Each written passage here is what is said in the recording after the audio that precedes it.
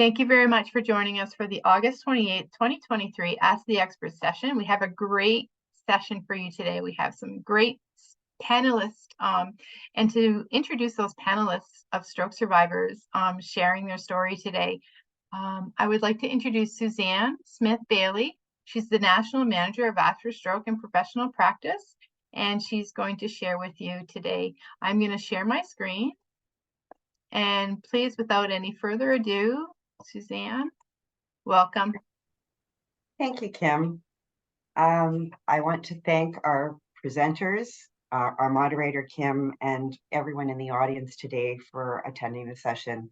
And our session is going to be fantastic. It's entitled Finding Your Inner Champion. And I will introduce each of the speakers momentarily, but I just wanted to stress a couple of things. For those listening today, you're going to hear some really what I feel are very inspirational stories from our panelists. But at the same time, I want to acknowledge the bravery that is required by each of these panelists to come to you today to share their experience. And I recognize that through the sharing, there may be some physical or emotional experience as they review their stroke experience and as they review their stroke journey for you.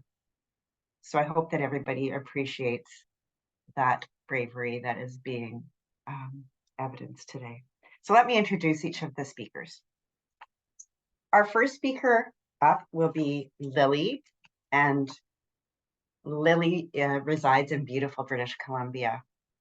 Lily's stroke occurred as a result of a sudden and severe medical situation. She experienced physical, emotional, social, and cognitive challenges as a result of her stroke. And her journey, she's been working towards finding support and developing new skills to move forward with her life. She will illustrate how she took charge of her own life. Our next speaker after Lily will be Mitch. Mitch also is from beautiful, beautiful BC. Mitch will share his specific journey and how he dealt with some very low points in his recovery. He's a firm believer that each person needs to change the narrative of their own story to be what it is they want it to be. He'll talk a little bit about Living Life to the Full, which is a program he attended. And he's going to talk about relationships and use of humor in getting through those tough points in that stroke journey. Our third speaker is Susan, and Susan resides in southwestern Ontario. Susan was a mother of 2 children at the time of her stroke. She had a unique situation in that she had no evidence of stroke risk factors, and she suffered a stroke as a result of something called a PFO, which some of you may have heard. It's a medical term for patent foramen ovale, and it's a heart defect that often goes undetected. And many people who have this do not ever suffer a stroke. Susan's going to talk a little bit about her experience. Susan also experienced mobility, memory, and reading challenges. And she's going to share some of the strategies that she utilized to move forward, her determination, her involvement in volunteering, and helping find purpose in a new way. She works hard to raise awareness of stroke in her community.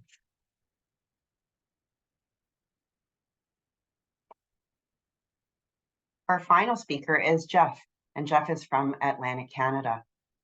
Jeff suffered his stroke in February 22, and it was called a wake-up stroke, and that he, in fact, did wake up and had symptoms that he didn't go to bed with.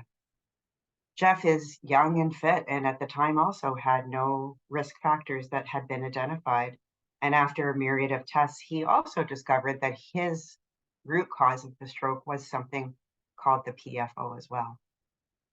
Jeff's going to share some different ideas on how he dug deep and found determination, how he used goal setting and monitoring of his progress as a way to help him move forward. All of these speakers today are going to share their personal journey, and I want to thank them all. And we'll start our start off the presentation with Lily. Thanks, Lily. Hi, good morning, everyone. My name is Lily, and I currently live in Vancouver, BC. The date was April 22nd, 2019. I was 45 years old when I had my ischemic stroke. The cause was from sepsis, specifically a staph infection. My condition escalated to septic shock, which means the infection formed abscesses in parts of my brain, seriously impacted my heart, and caused harm to my kidney and liver. Luckily, antibiotics by IV was able to fight off the infection.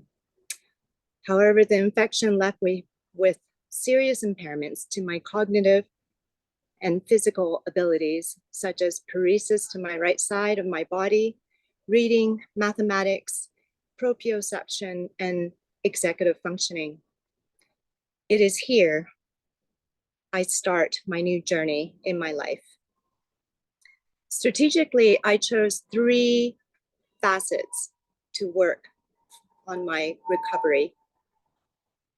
Number 1, my mind and mental health. I spent a total of 5 months in the hospital. First half at the General Hospital. Latter half was living at a rehab hospital called GF Strong. It was only until I was discharged and living on my own that I really struggled with the outside world. No longer was I in an insulated place where I felt safe, understood, and nurtured. My outpatient OT recognized I was having a very difficult time adjusting. I was hypersensitive, anxious, emotional, frazzled, and lost with despair. She introduced me to mindful meditation. It was an 8-week course, 3 hours per session. Truth be told, I would never have gone through with this practice on my own. But at the time, I was willing to try anything that was recommended because really, what did I have to lose? So how did mindfulness meditation help me, you may ask? The practice helps me understand what it means to be in the present moment, helped me gain clarity, reduce my stress and anxiety, increase my self-awareness, empathy, compassion, and confidence, reduce my memory loss, and gain a better flow of my thoughts. I apply the practice right into my daily routine. It doesn't have to be long. I personally have a folder on my YouTube with a number of 10 to 15 minute guided meditations that I have tried and liked. I know that a little bit does help tremendously with my mental health. And honestly, I feel way calmer than I used to. So while we're on the topic of my mind and mental health, I want to share with you the awareness of unhealthy thinking styles. I was made aware of these unhealthy thinking styles through my psychologist at GF Strong when I shared a social incident that I thought went horribly wrong, and I was freaking out over the incident. She pulled out from a stack a 1-page photocopy listing out the unhealthy thinking styles already prepared to give to me. I observed this and jokingly said, "Seems like my concerns are very popular since you already have it on top of your credenza." She simply said, "It is truly common, especially for those that had a brain injury such as myself." So I share with you my copy of what she gave me because it has helped me so very much to navigate many, many situations. Awareness to these thinking styles will truly help your mental well-being. Number 2, body. Physical fitness is correlated to positive well-being. Not only am I strengthening and regaining command of my body, but I'm also elevating my mental well-being. My GF Strong OT helped me connect to the UBC Physical Therapy Research Clinic. Again, I am confronted with an opportunity that can help retrain my body from its physical impairments. And once again, I don't have anything to lose but take advantage of this referral. I'm so glad I did. The clinic is student-led, fourth year and master students mentored by well-seasoned physiotherapists. I was assigned to one master student who, following an assessment, targeted my post-stroke physical impairments. Having spent a little over a year, twice a week, this clinic gave me a foundation to build up my agility, strength, balance, and cognition. I even relearned how to run and skip. My progress launched me to BC Brain Wellness fitness class. The focus remains to be the same, which is to continue on my strength, agility, aerobic fitness, but instead of one-on-one, I am with other individuals with challenges to their brain health. I continue to go twice a week, an hour per session, and man, I love it. I feel great. And my group has a great sense of humor. I'm laughing all the time as I'm working out. Still, I have my challenges, but I definitely can see and feel the improvements, and the camaraderie is like no other. Last but not least, the third facet, community. I found my first community through March of Dimes.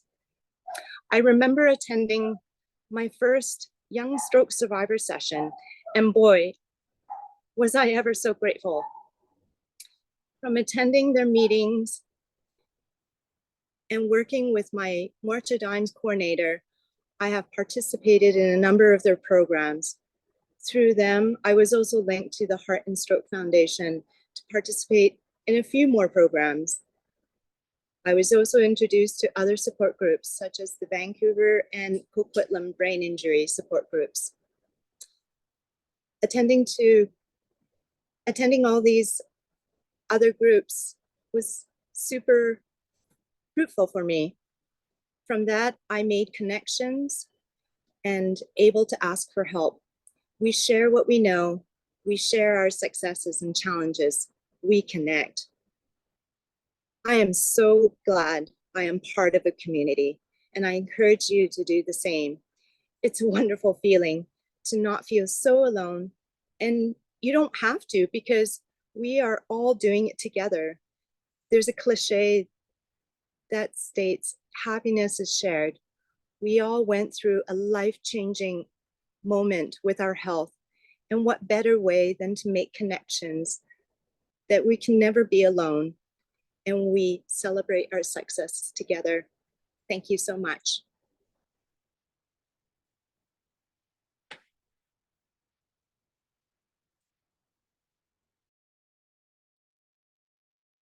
Thank you, Lily. Over to you, Mitch. Okay, thank you. My name is Mitch Stewart. I had my stroke in March 2022, which was like 17 months ago, and it was a hemorrhagic stroke. I'm 55 years old at the time, and I currently live on Haida Gwaii, which is west of British Columbia.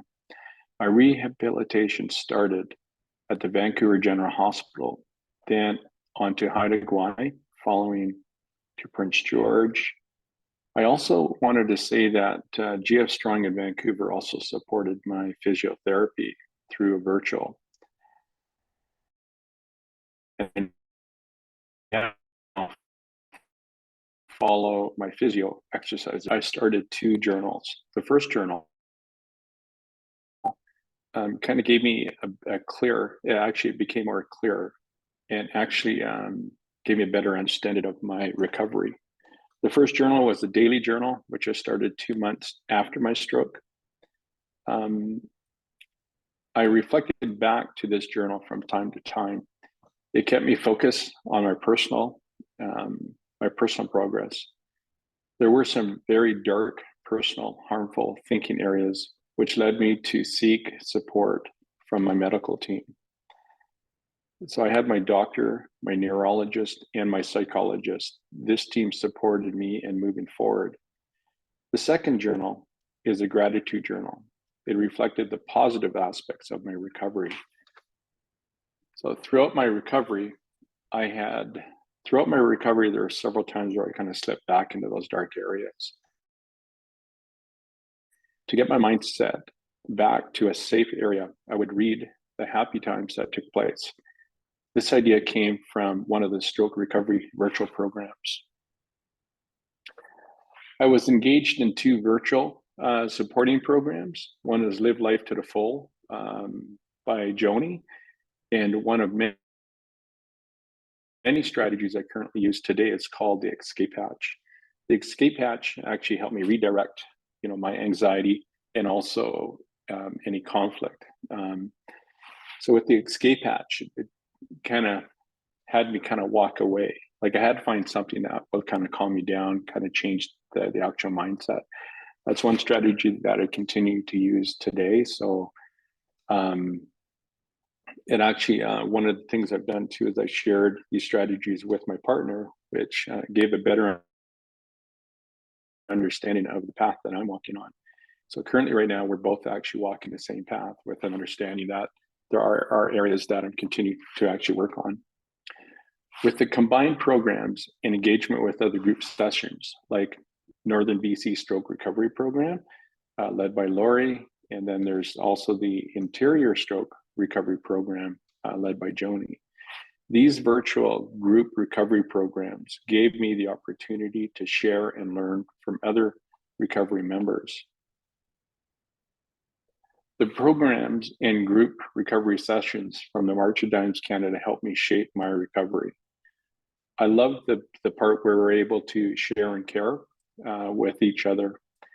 It's a time where I get to learn from one another. I soon realized the importance of peer support. This led me to take control of my stroke. I refused to accept my stroke to write the narrative of my recovery. I chose to use these programs and group recovery sessions to help me write my own narrative, where I'm actually taking control of what's going to help me as I walk down a path with my partner.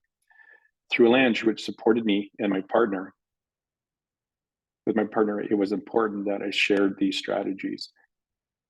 This gave both of us a better understanding as we both walked together. We soon realized that humor was a key strategy in keeping our relationship healthy. For instance, like playing cards, there's many times where we play cards, and with my short-term memory loss, I can't remember if I dealt the cards.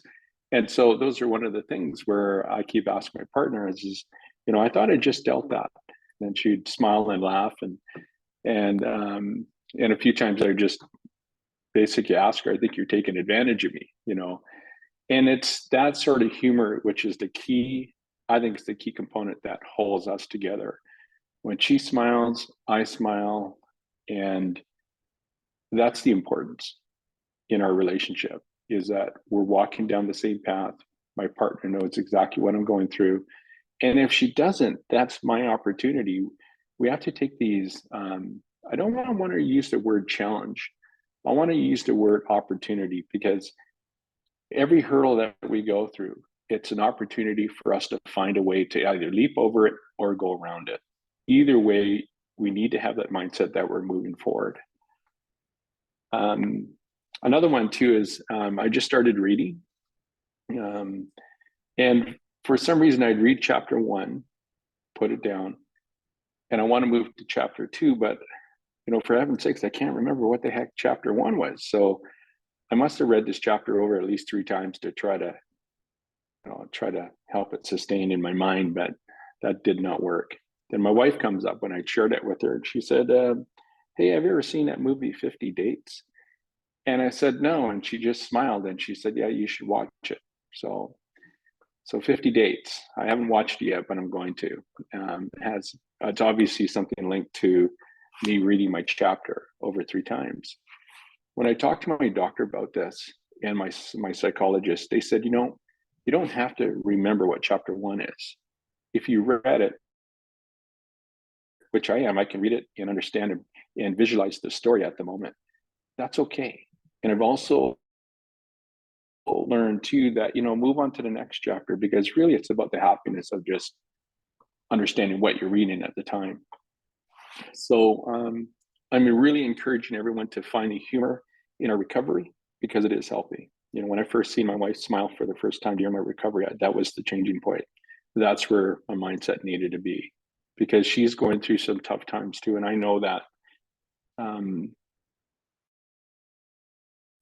Yeah, so I just want to end it there. And just a friendly reminder, you have a choice to rewrite narrative. Don't have the stroke.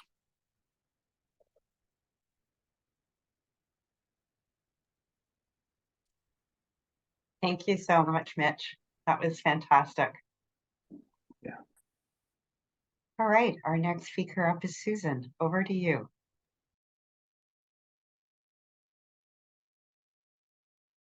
Hi, so my name is Susan Robertson. I live in Tecumseh, Ontario. So this is just next to Windsor, Ontario. This is also known as the most southern city in Canada. So I had my stroke almost 12 years ago in 2011. I was 37 years old. I am 49 years old now. Time flies. My stroke was 3 clots to the left parietal lobe. Along with that, as Suzanne mentioned, they did find I had a congenital heart defect known as a PFO, or patent foramen ovale. I did have surgery in 2012 to repair this. When I had my stroke, I spent several weeks in hospital over Christmas, as my stroke was on December 23rd, 2011. If you're ever going to have a stroke, having it right around Christmas is not the ideal time. While I was in hospital, the work on my recovery began. So working to regain the use of my right side, my speech, walking, climbing stairs, using a walker, and how to do basic activities of daily living. With the help of the nurses, the physiotherapists, and occupational therapists, I was able to successfully go home after several weeks with just the use of the walker. It was really when I got home that I discovered that the work was really going to begin. I recognized at that point that my math skills, my organizational skill, my executive functioning, my short-term memory, and my ability to read was affected. So not only was I going to have to work on my physical body, I was going to have to really work on my cognitive functions as well. Before my stroke, I was an avid reader. I loved books. I had a love for reading, which started as a very young child. I always had a novel on the go. It was my escape from every day, my joy, and my passion. So when I discovered that my ability to read was affected, it was devastating. What I found when I looked at the words on a page, I could read and understand individual words, but I could not comprehend or understand long sentences or multiple sentences when they were all together. I knew I had my work cut out for me, but I was absolutely determined to regain my ability to read.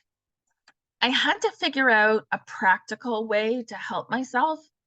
So what I did was I used ebooks, or Kindles. So the books were only on one page. From there, to start, I would start with the first sentence on the page and cover up the rest of the page with a piece of paper. I would begin by slowly reading the first sentence, slowly. over and over again until it made sense or I understood it. Once I was confident I got the first sentence down pat, I would then move the paper down to the next sentence and repeat the process line by line, putting together the sentences until I could comprehend the meaning of what was written on the page. This was an extremely long process. Did I get frustrated? Did I get discouraged at times? Absolutely. But I did not give up. I wanted to regain my ability to read, and I knew that it would take time. And sure enough, after probably a year, I could confidently read a whole book. I did still have to use the piece of paper to cover the page to not overwhelm my broken brain, but it was a small detail and it helped. So why not? I may not read as fast as I used to, and even 11 years later, I still don't, but that's okay. I have my love of reading back. I can enjoy novels and very thankful I put in the grueling hours and days of practicing reading. Because of my cognitive difficulties, I was unable to return to my previous career as a registered nurse. This was a very difficult hurdle for me. I loved being a nurse, and it was a large part of my identity. I was also used to being very busy every day, and helping people was my passion. I needed to fill that void in a different way. So I had to come up with something I could do to fill my time and also help people. That led me to volunteering. I reached out initially to the Heart and Stroke Foundation and became a very active volunteer with them for several years. I did health promotion and presentations. I did blood pressure checks for them, health fairs. I helped with their big bike rides. I became their spokesperson one year and filled my time and felt like I was helping people again. Unfortunately, the Heart and Stroke office in Windsor closed, but that opened another door for me. It led me straight to the March of Dimes. Here, and where I am currently volunteering, I helped to start up the Stroke Survivor Support Group in Windsor and the Hospital Visitation Program, also known as the Peers Fostering Hope Program in Windsor. I am still currently involved with both of these. Also with March and Dimes, I help facilitate the Living with Stroke program. I still didn't feel this was filling my days enough. So I still had too much free time. I reached out to the Windsor Essex Community Healthcare Center, where I was trained to facilitate several of their self-management healthcare courses. I absolutely love doing this. And this helped me to feel like I am helping people, giving back, and also filling in some free time. On top of those things, I also volunteer with our local hospice on the weekend. I am just general reception, but I meet so many wonderful people and families. Volunteering has brought so much meaning and worth back to my life. Before I started volunteering, I really questioned my worth and existence, having lost my career. Once I started volunteering, I regained my confidence. It helped to keep my reading skills up. I got to meet so many wonderful people. It filled that free time. But I think to me, the most important thing was I got to help people again. And that was what I had always wanted to do. Having a stroke, especially at a young age of 37, can be difficult. It can be hard when you lose a career you love, but I am here to tell you that it is not the end of the world. In fact, it can be the beginning. If you are creative, it can open many new doors for you. Once those doors are opened and your mind is open, expect new experiences, new confidence, new friendships, and so much more. If you are struggling with filling time in your days, have an itch to help, or want to give back, I encourage you to volunteer. Not only do you reap the rewards of volunteering, but the people you are doing it for receive it too. So it's a win-win. In closing, I just want to say, don't ever give up. Things come with hard work, patience, dedication, and creativity. You may have to tweak your original game plan to something different that you weren't originally planning, but that's what life is all about. Adapting to the ebbs and flows, the ups and downs, and making it work. There is always a way. Keep working, stay positive, and definitely enjoy this life we are so, so lucky to have. Thank you.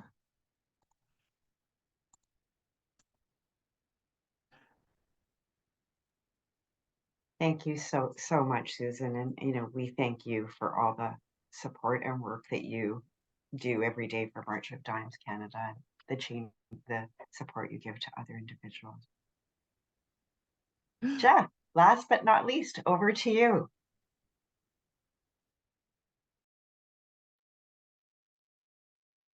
Thank you very much. My name is Jeff Turner. On February 22nd, 2022, I had a right side stroke in my middle carotid artery.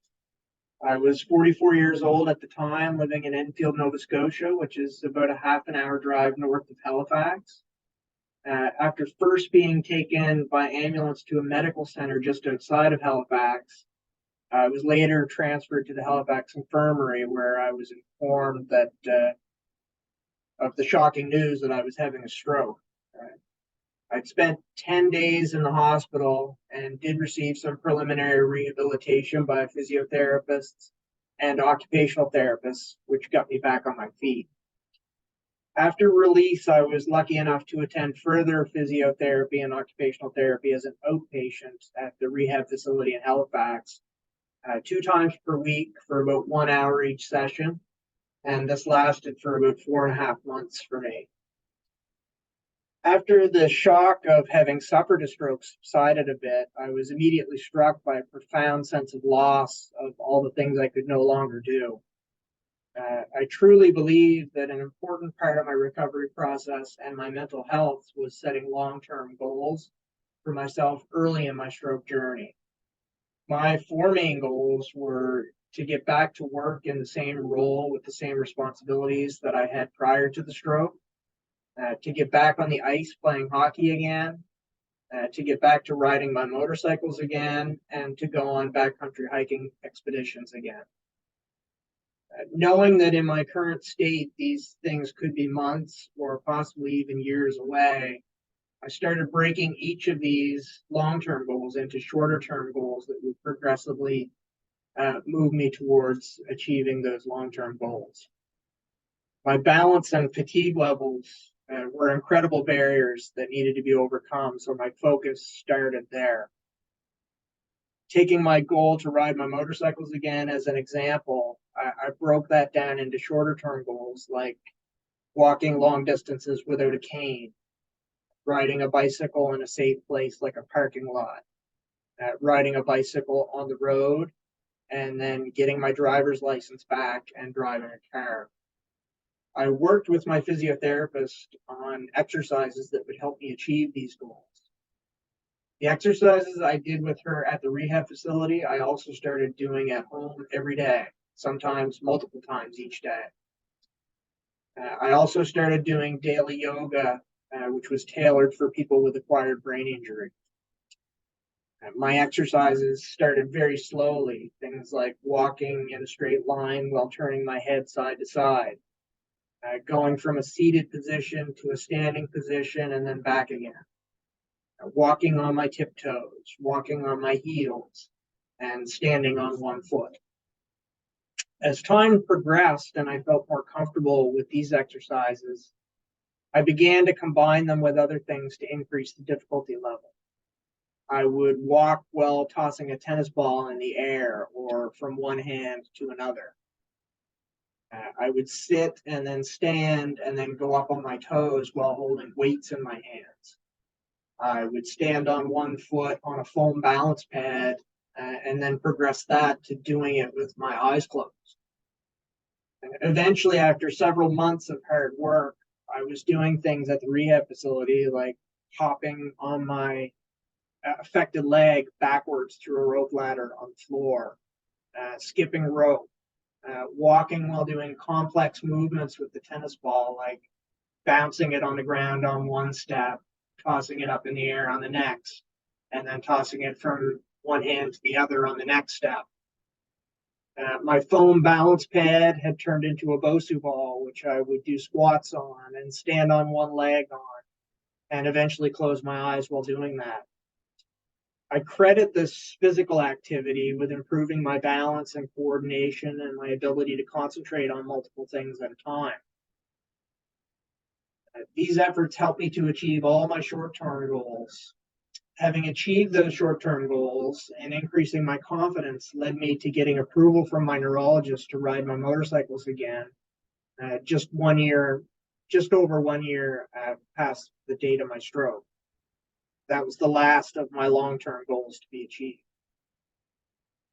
Early in my recovery journey, I began to realize that I was constantly comparing myself to the pre-stroke version of myself, which was not helpful and only reminded me of things that I had lost and could no longer do.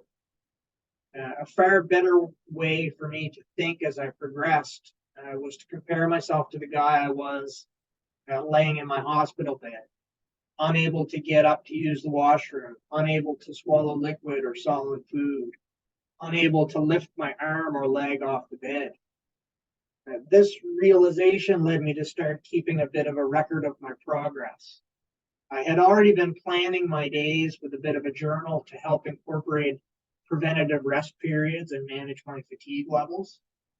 So I started adding notes on how I felt about my exercises and recording the distances I could walk, with the number of repetitions I could perform in my exercises, and then summarizing my progress with wins and improvements versus the previous day. This gave me a whole new appreciation for how far I had really come from the moment that I'd had my stroke. In retrospect, I think it would have been even better to have kept a photo diary or a video diary of my progress as well, as my victories would have been even more evident to me. To combat depression and take a bit of pride in your progress, this is something I'd suggest everyone to start doing as early in their stroke journey as possible. I'm happy to report that as of today, I've accomplished all of my original long-term goals and have now started adding additional items to my routines. I've been busy raising money for charities like March of Dimes Canada's Step Up for Stroke, for which I was one of this year's regional ambassadors. I've also been volunteering as a peer mentor for other stroke patients for March of Dimes Canada. I've taken up photography as a hobby, and I'm working on some coaching courses for hockey and baseball. The one message that I'd like to leave you with is to remain positive, set goals for yourself, and never give up striving to do whatever it is that you want to do. With that, I'll hand it over to Kim for some Q&A.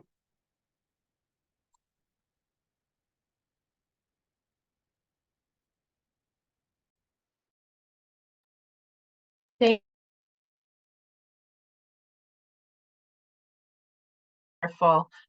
We do have some questions coming in from the Q&A, and if you have any questions as I go, you can enter them into the Q&A.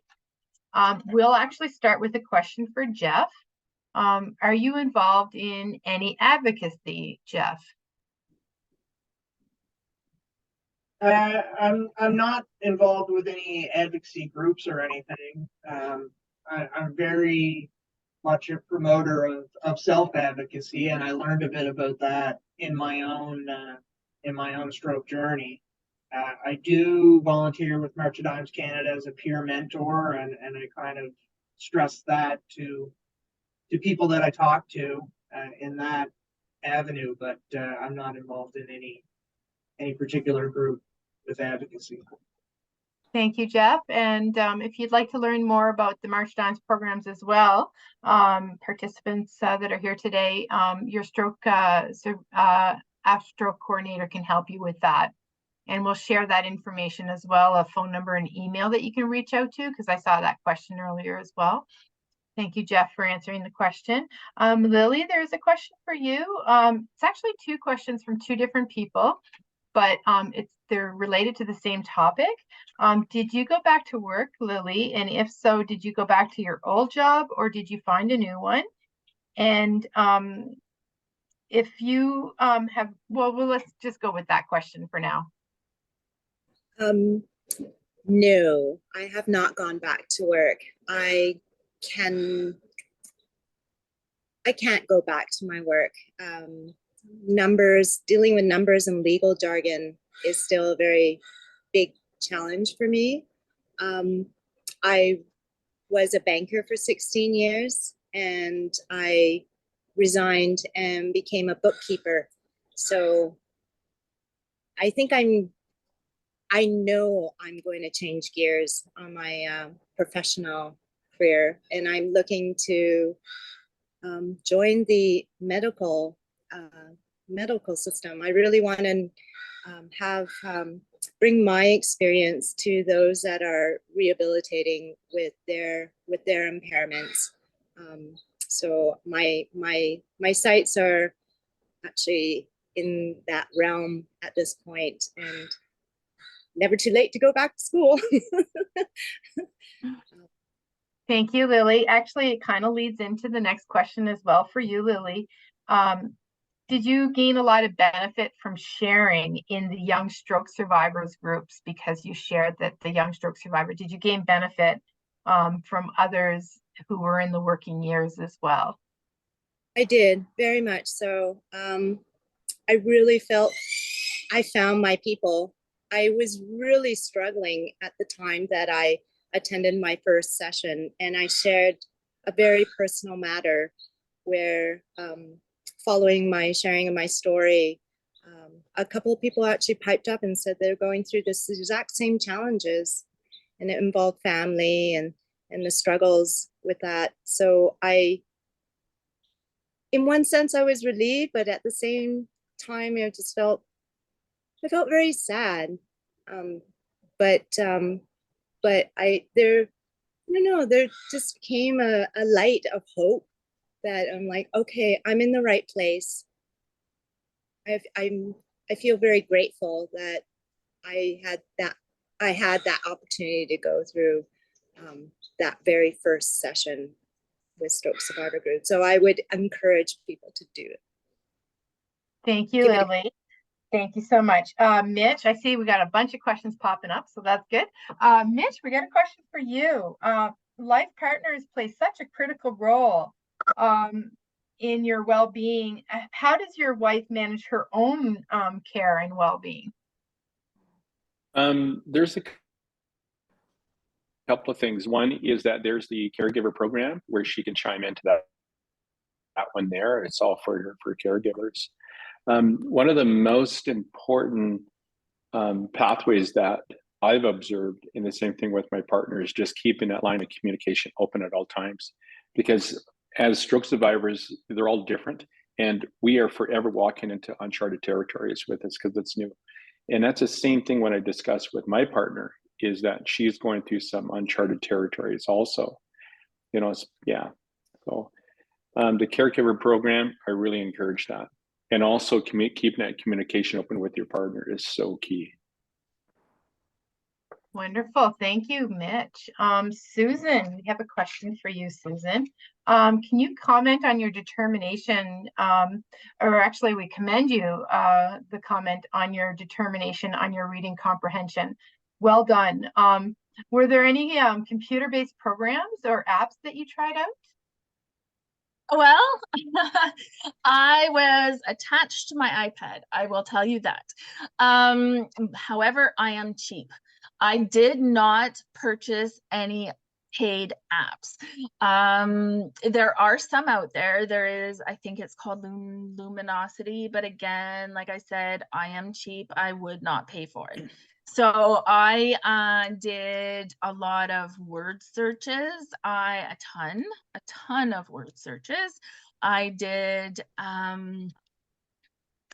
the brain again. Here we go. I did Sudoku. A lot of Sudoku because I suck at numbers. But I did Sudoku, word searches, a ton of crosswords, any kind of word, anything with words. So I did a lot of word games, any kind of games. I had so many apps on my iPad that anything that you could, I spent like an hour a day on just word games, and it helped so much. So get those apps, download those apps, be like me, be cheap, don't pay for them, and just go nuts. It helped so much. Wonderful. Thank you. Thank you very much, Susan. Mitch, another question for you. I laugh more and cry more and get angry easily from my stroke. Have you experienced this, and how do you deal with it? So again, my partner supports me a lot in this because there's most times I'll watch a movie and I end up crying. And so she bought me a huge, big package full of tissue.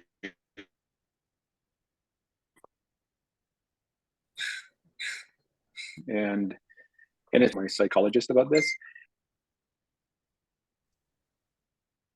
And sometimes, you know, if we don't have answers for certain things about emotions, one of the areas that I've really took a lot of information from in regards to emotions or feelings is the Living with Stroke. The facilitator, Nadia, really helps me on other levels too, because the line of communication with the March of Dimes members is always there. So again, just really advocating about, you know, if you need support, you know, it's there.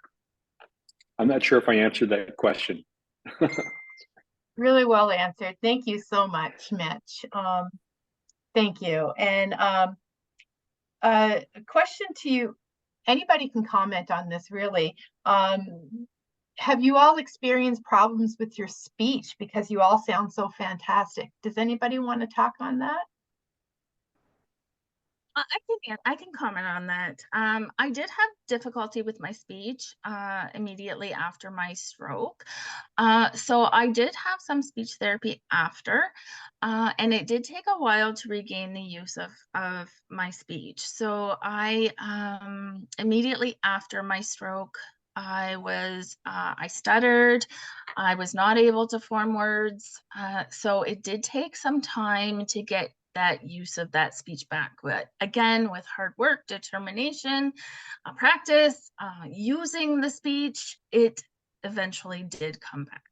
So I was very lucky. And again, everybody's different. So yeah.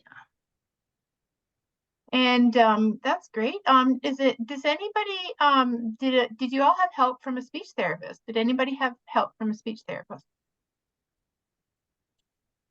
Yes, I did. And I think I do recall the initial stages of my hospitalization. I was catatonic. So the enunciation, I think I've always had the renunciation, but it's the ability to, from brain to voice, that was really challenging for me at first. And then so, but the speech therapist, she did have to make an assessment to see where I was at. But yeah, but the enunciation is wasn't as affected as I thought it was. Thank you both for just commenting on those, you know, discussions of speech, but the comments in is that you're all sounding so fantastic. So thank you all. Jeff, getting back to your motorbike, did you have to do a new road test? I actually didn't. I thought I was going to have to get my car driver's license back, which they would have included the motorcycle with that. But I was fortunate after about 4 months, I was meeting with the neurologist, and I had commented to him. I said, you know, I was talking to the occupational therapist at the rehab facility. I'm not even actually on the wait list for the driving test. And I said, I feel like I'm doing quite well, and I'd like to try that. And he just put me through a series of tests in the office, and he said, yeah, you're okay to drive. I have no problem with you driving. And he kind of caveated that, saying, you know, I wouldn't jump in the car and drive to Ontario or anything, but you know, take it easy. And it was a big thing for me because I live in a rural area.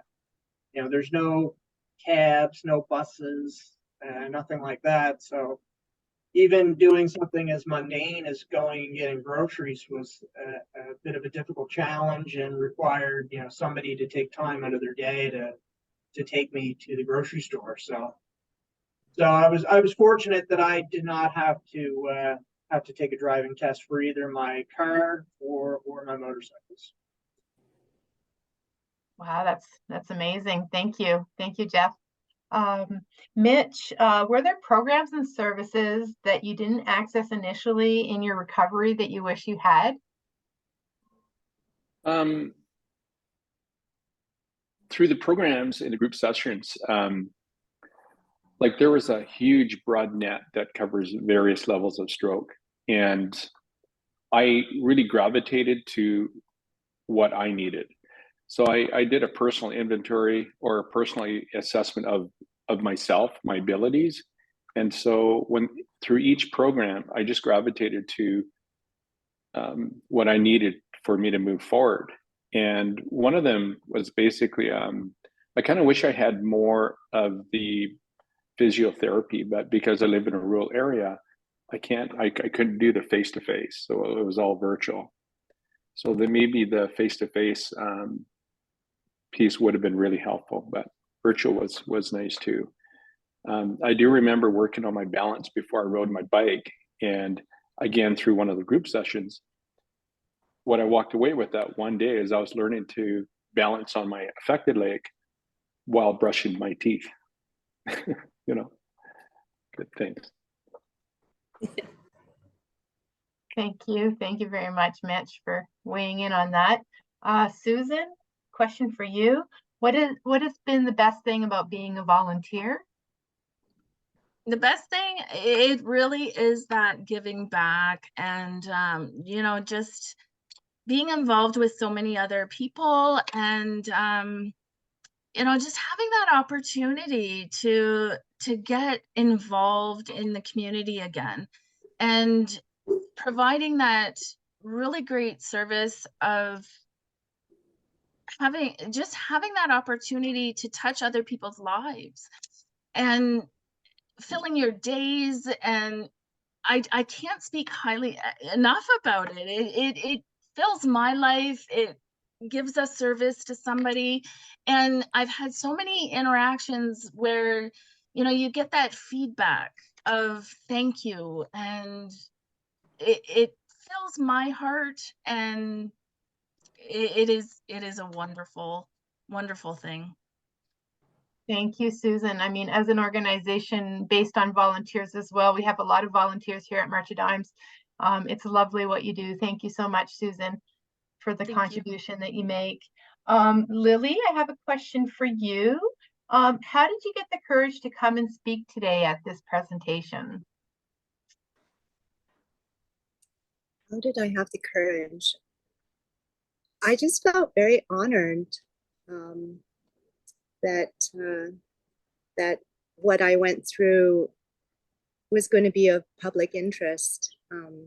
I feel very modest, and it was a very challenging time. And so I felt like, oh, this is it. This is in a sense giving back and sharing, and know that there are other people that are struggling too. So why not share your story, and hopefully that can be inspirational for others to try it out. Because like I said before, what do you have to lose? Just try it, just do it. And so when I was asked, again, I'm going to use my own advice. Yeah, just go for it, try it. Why not? And I feel so good that I did. Thank you. I appreciate that. Appreciate you being here today. Jeff, I have a question for you. Did you struggle with people not understanding that you had a stroke because it wasn't obvious to them, or because it's not typical that someone so young has a stroke? Yeah, that's definitely something that I've experienced. I mean, it's kind of an invisible affliction. You know, I did have some physical, you know, apparent issues at the start, but those quickly went away. I'd say quickly in a lifetime span, but after months of hard work, I was walking straight. My balance was good. I didn't have to carry a cane anywhere. I had no foot orthotic or anything like that. So it wasn't apparent to most people that I had suffered a stroke. And you do sometimes have to explain to people, no, I have to take a break. I'm dealing with a bit of fatigue right now. Please forgive me, without really having to explain the whole thing. But yeah, that's something that I've experienced, and I'm sure a lot of people who've suffered a stroke likewise experience. Amazing. Thank you. Thank you so much, Jeff. And did you go back to your original job as part of your goal?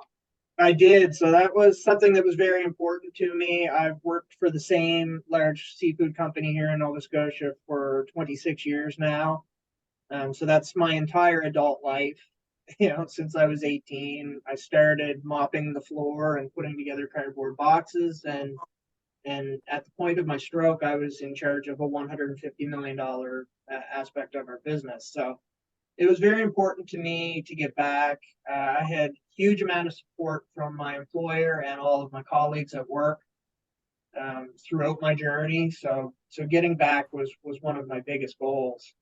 And I'm very happy to be back in the same role that I was prior to the stroke, with the same amount of responsibilities.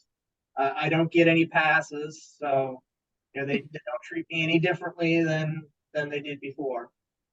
It's great. Thank you. Thank you. I know it's the hour. I'm just going to ask one last question, then we'll close it off. I will like to ask you this question to anyone who would like to respond. It was asked in the chat. How do you stay positive, and what are your best strategies for dealing with negative thoughts? Anybody would like to comment? Go ahead. For me, it just goes back to, I don't compare myself to the guy I was prior to the stroke. I compare myself to the guy I was laying in that bed, who couldn't swallow solid food or drink liquid on his own, couldn't lift my arm out of the bed or my leg out of the bed, couldn't do any of those things that the doctors were asking me to do. That was my lowest, most helpless point in my life. And, to see where I've come every day since then makes me feel a great sense of pride. So any little wins that you're getting, build on those. Don't think about anything prior to that. Think about that low point and how far you've come since then. Thank you, Jeff. Yeah. So inspirational. I'm going to actually mention that if you didn't have a chance to ask your question, you can send me an email, and I'll see that I can get it towards the right person. And I'd like to take a moment to ask Suzanne if you'd like to say a few parting words. Thank you, Kim. Yes, I'm just really wanting to give a great round of applause to our panelists today for their very honest and very inspirational stories and sharing today. I do know it was challenging, but it looked really great. You all did a wonderful job. I heard some really very common themes amongst each of you, and just wanted to sort of share a couple before we close. What I heard was this: be open, be creative, get support, learn from others, find your community, be kind to yourself and accept the ups and downs, and appreciate on your small wins. Thank you. You were wonderful. And thanks everyone for attending today.